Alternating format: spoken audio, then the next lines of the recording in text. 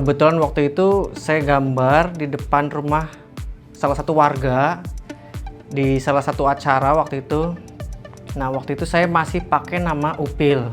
Di momen itu yang punya rumah itu dia bilang, "Mas, boleh dong gambar tapi jangan kata-kata kotor gitu." Sekotor itukah saya gitu kan. Jadi di momen itu saya pakai nama Lipu, kebalikannya Upil itu. Untuk karakter yang saya buat juga sebenarnya punya nama tersendiri. Kalau Lipu itu untuk kepribadian sayanya ya. Kalau karakter itu saya kasih nama Lupi gitu. Jadi memang hampir sama juga, agak dibolak-balik itu.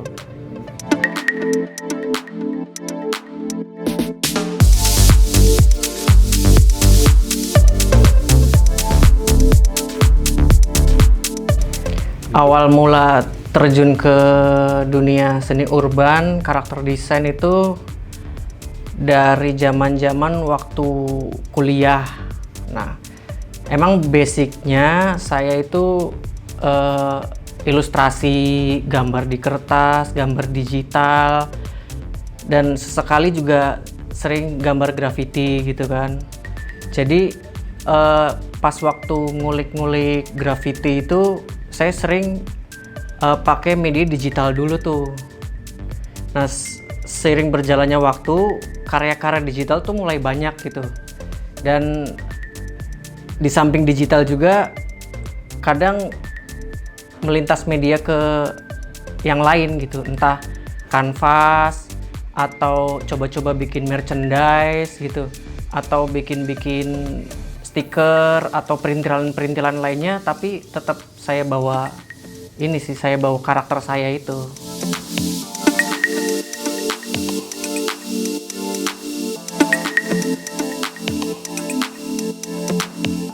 Caranya untuk mendeskripsikan ya, gaya visual tuh tentunya dengan garis dan warna dibentuk menjadi sebuah karakter dan ditambah warna-warna yang saya pilih agar punya ciri khasnya tersendiri gitu. Contohnya warna kuning, warna abu, warna hitam, dan warna putih. Kebanyakan mungkin dominannya seperti itu. Karakter yang saya pilih ini sebenarnya seperti sebuah anak nakal gitu, yang dalam kondisi apapun, walaupun dia tertekan, dia tuh selalu berusaha untuk tetap tersenyum lebar gitu.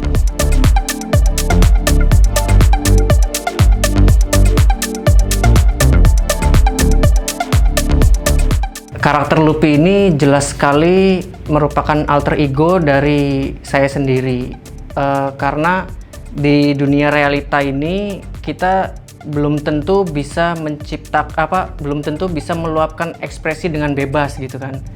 Jadi dengan karakter ini saya tuh ngerasa bebas untuk bisa mengekspresikan sesuatu yang kadang tidak bisa saya ekspresikan di dunia nyata gitu.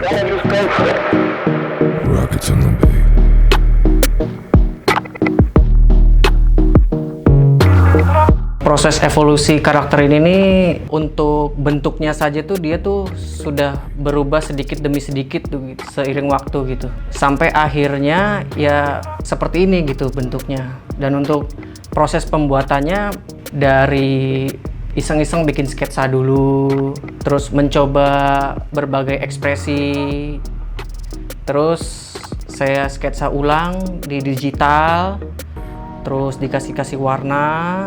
Pernah juga saya bikin objek 3D-nya gitu kan. Saya pribadi ngelihat hasilnya karya yang saya bikin tuh ya puas banget gitu.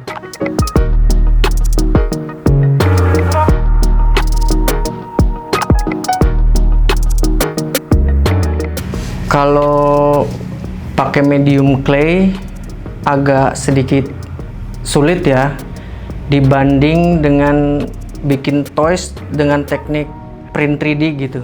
Untuk saya kesulitannya lebih ekstrim lagi gitu, dan kesabarannya juga butuh waktu juga gitu untuk ngerjainnya. Yang saya rasa prosesnya itu butuh waktu, tapi hasilnya itu beda sekali gitu sama bikin toys yang langsung print jadi. Tapi pakai clay ini saya rasa punya kepuasan tersendiri, dan saya menilainya tuh di atas yang print 3D gitu.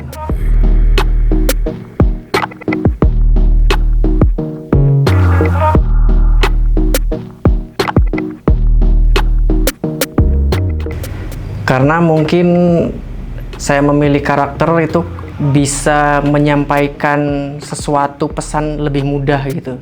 Dia juga punya pasar yang mungkin lebih luas juga. Anak kecil pun dia tuh seneng gitu ngelihat figur atau karakter kartun gitu. Yang bisa jadi misalnya orang tua pun dia tuh senang juga ngelihat karya karakter ini.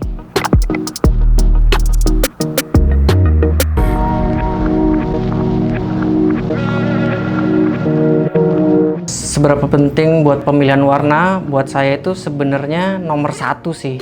Salah memilih warna, terus kurang kontras gitu ya.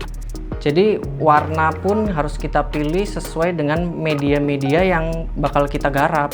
Nggak perlu dilihat dari dekat sampai detail tuh, dari jauh tuh udah kelihatan gitu. Karena kontras, karena warna yang kita pilih tuh mungkin sesuai gitu.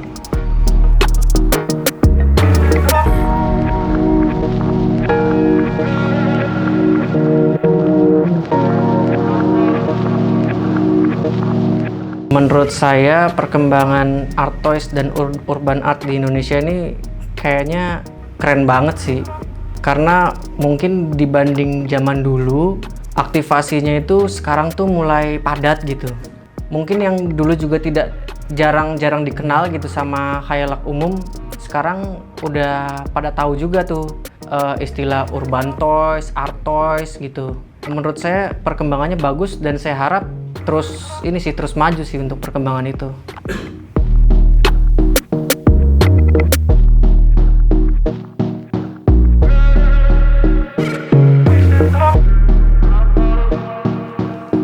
Kalau hubungan seni yang saya buat dengan kultur jalanan, mungkin saya ngerasanya tuh erat banget gitu. Karena memang karakter yang saya buat ini, dia itu sengaja diciptakan backgroundnya itu dari jalanan gitu. Saya pengen nih loop ini street culture banget gitu. Entah dia megang kaleng, megang cat semprot, sambil main skateboard gitu. Jadi ibaratnya si Luffy ini nih relate banget gitu.